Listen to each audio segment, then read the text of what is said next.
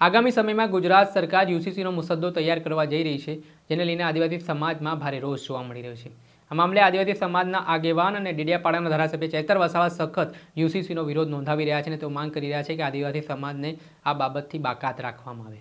તેમનું કહેવું છે કે આદિવાસી સમાજની સંસ્કૃતિ છે, રીતિ રિવાજો છે, પરંપરાઓ છે, બંધારણીય અધિકારો છે, તે તમામ બાબતો જો આ બિલ લાવવામાં આવશે તો ખલાસ થઈ જશે, તે પ્રકારની ભીતિ તેઓ વ્યક્ત કરી રહ્યા છે। આને લઈને વિરોધ યથાવત જોવા મળી રહ્યો છે અને હવે આ વિરોધ છે તો ઉમરગામથી અંબાજી સુધી દેખાતો હોય તેવી સ્થિતિનું નિર્માણ થયું છે, કેમ કે અરવલ્લી જિલ્લામાં આ જ બાબતે ચિંતન શિબિર યોજાઈ હતી, જેમાં ધારાસભ્ય ચૈતર વસાવાએ સરકાર ઉપર પ્રહાર કર્યા છે અને કેન્દ્ર સરકાર જે યુસીસી બનાવવા જઈ રહી છે, પરંતુ રાજ્ય સરકાર તેમાં દખલગીરી કરીને શું કામ આ પ્રકારે કેન્દ્ર સરકાર તે ઉપર જઈને કામ કરી રહી હોય તે પ્રકારના આરોપ લગાવતા શું વાત કરી છે તે સાંભળી લો। ધંધુસણા ખાતે અમારી ચિંતન શિબિર મળી છે, એમાં હજારોની સંખ્યામાં વડીલો, યુવાનો, માતા બહેનો સૌ ભેગા થયા છે।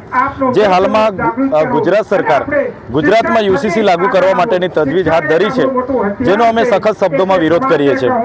જ્યારે આ દેશ પર મુગલોનું 500 વર્ષનું શાસન હતું, અંગ્રેજો 175 વર્ષ શાસન કર્યા અને બંધારણ જ્યારે બન્યું ત્યારે પણ યુસીસી લાગુ કરવાની કોઈએ તરફેણ કરી નથી। ત્યારે આજે યુસીસી લાગુ કરવાની સત્તા માત્ર ને માત્ર કેન્દ્રને છે, લોકસભા અને રાજ્યસભાને છે। ત્યારે ગુજરાત સરકાર બંધારણના સિદ્ધાંતોને નેવે મૂકીને પોતે કમિટી બનાવીને જે ગુજરાતમાં યુસીસી લાગુ કરવા જઈ રહેલી છે, એનો અમે સખત શબ્દોમાં વિરોધ કરીએ છીએ।